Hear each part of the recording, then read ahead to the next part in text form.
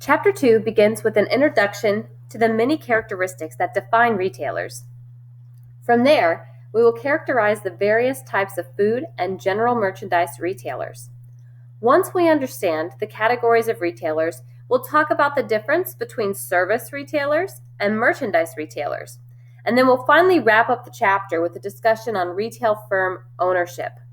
Part 1 of this lecture is going to focus on types of retailers. There are over 1.1 million retailers in the United States alone, ranging from individual street vendors to international multi-channel retailers. And there are a few characteristics that define all of those retailers. The first characteristic we use to define retailers are the type of merchandise that they sell. The second characteristic that we use to define retailers is the variety and assortment of merchandise that they sell. So let's take a step deeper here and define variety and assortment. Variety is the number of merchandise categories offered by the retailer. So for example, one single retailer might have a large variety if they sell bikes, apparel, shoes, jewelry, watches, hats, toys, etc. Right? So Walmart has a very large variety. Another characteristic here is assortment, and assortment is the number of different items offered within a category. So let's take the category of shampoo for a second. As an example, you might have a retailer that offers 20 different kinds of shampoos, and that would mean they have a very large variety. Another characteristic is the services provided, and we already identified that services are what add value to a retail setting, and customers expect that a retailer offers services, right? But they don't always expect all services at all retailers. So certain retailers will offer a better variety of services to add additional value. And then the last characteristic is pricing. So pricing does define a retailer.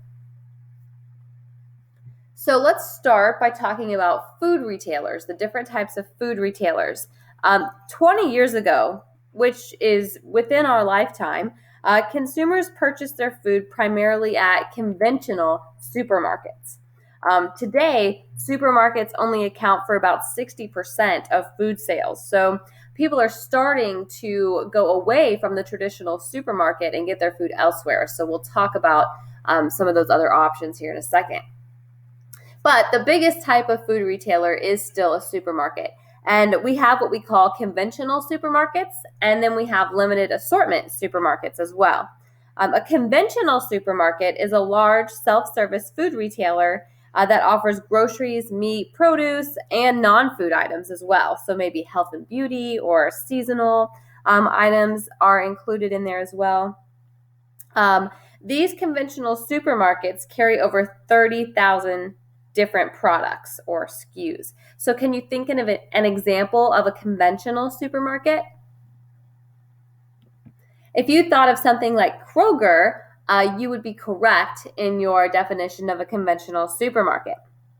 So now let's define a limited assortment supermarket.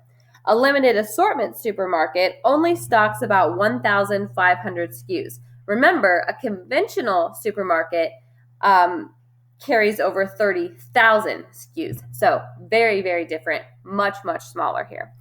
These limited assortment supermarkets are designed for efficiency and cost savings for the customer. And the cost of an item to the consumer is about 40% less than what is charged at conventional supermarkets. And we'll talk about why they're able to do that a little bit later. But think for a second about an example of a limited assortment supermarket. If you thought of something like Trader Joe's or Aldi or Save-A-Lot, you would be correct. So these are very small supermarkets that offer a limited assortment of products. Supermarkets, whether conventional or limited assortment, do have some similarities that make them different from other types of food retailers. So the first thing you're going to find at every supermarket is a power perimeter.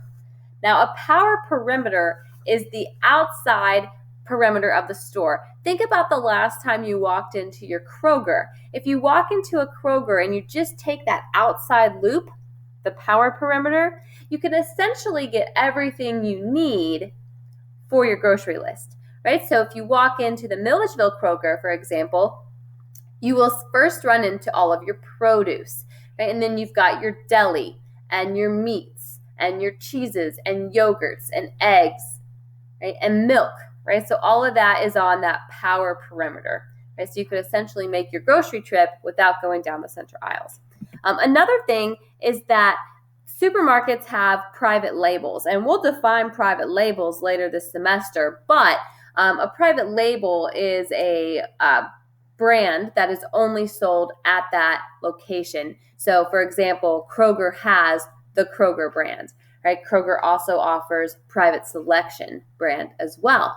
And the Simple Truth brand is sold at Kroger only. The third thing that supermarkets offer that other food retailers do not are the experiences within. A good example, there is a grocery store chain in the Northeast called Giant Eagle. And at Giant Eagle, they actually have childcare in the supermarket. So you can drop your child off, do your grocery shopping, pick them up, and go home. So that's a very unique experience offered at the supermarket that you don't generally get elsewhere. So that is the definition of a supermarket, the first type of food retailer we're going to discover this semester. The second type of food retailer we need to talk about is what we call a supercenter. Now, supercenters combine a supermarket with a full-line discount store. And we haven't talked about a full-line discount store yet, but we will get there in the next lecture.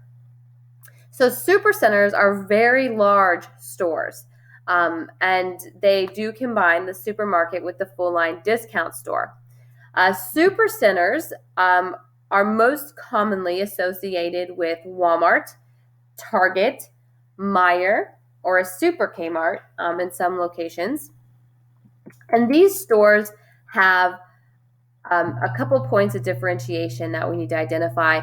First of all, they are a one-stop shopping experience. So not only can you get your groceries, but you can pick up your household items as well in that same trip. So supercenters are able to offer lower prices than supermarkets. And I want you to think about why that is and talk about it in the discussion boards for Module 1. And I'll post the reason in the discussion boards as you guys start to converse about it. But think about for a minute why supercenters are able to offer lower prices than a supermarket. And I'll give you a hint. It has something to do with the fact that they combine the supermarket with the full-line discount store. All right, let's move on to our third type of food retailer. The third type of food retailer is a warehouse club. Warehouse clubs are retailers that offer a generally a limited and irregular assortment of food and general merchandise.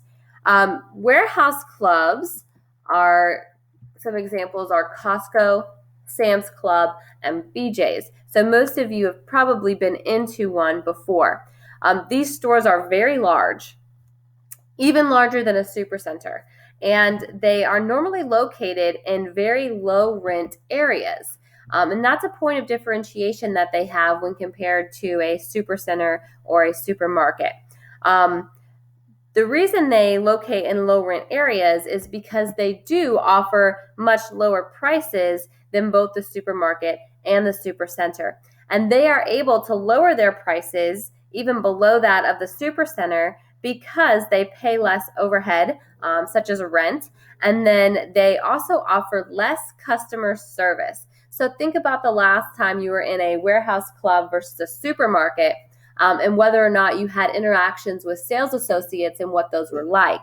Another thing that makes warehouse clubs different than a supercenter or a supermarket is that they offer free samples. Now, you could probably argue that supercenters and supermarkets also offer free samples. However, warehouse clubs are known for samples, and they generally offer multiple samples multiple days of the week. So they offer lots of free samples to their customers.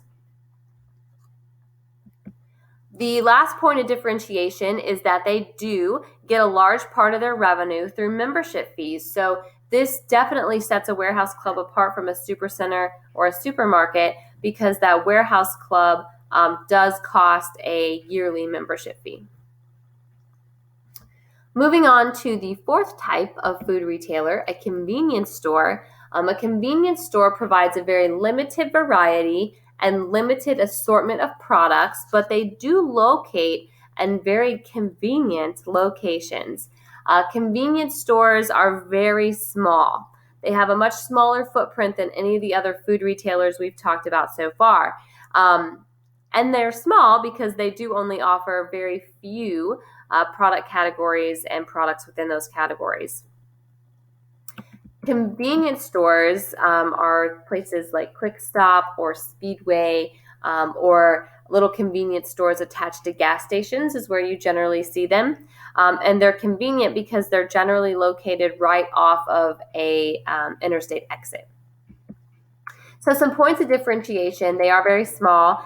They do have the highest prices of any of the food retailers we've talked about so far. And so this is something you can discuss in the discussion board as well. Why do you think convenience stores have the highest prices of all food retailers? Okay. A point of differentiation: they are convenient, so consumers can make very quick purchases.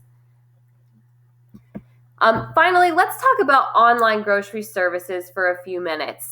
There are lots of online grocery retailers that are starting to open up, such as Blue Apron, Nature Box, Green Bean Delivery. Even Walmart has a delivery service, and so does Amazon. And so the points of differentiation here are that you can order your groceries online and have them delivered to your door. And it's not just the boxed pantry non-perishable foods, it's the fresh foods as well. So the question we have here is, what does food retailing look like in 5 years or in 10 years? Do we need this many types of food retailers, and why or why not? What do you think? So take a second to think about that question, and feel free to post your thoughts in the discussion board for Module 1. And we will move on to general merchandise retailers in the second video of this lecture series.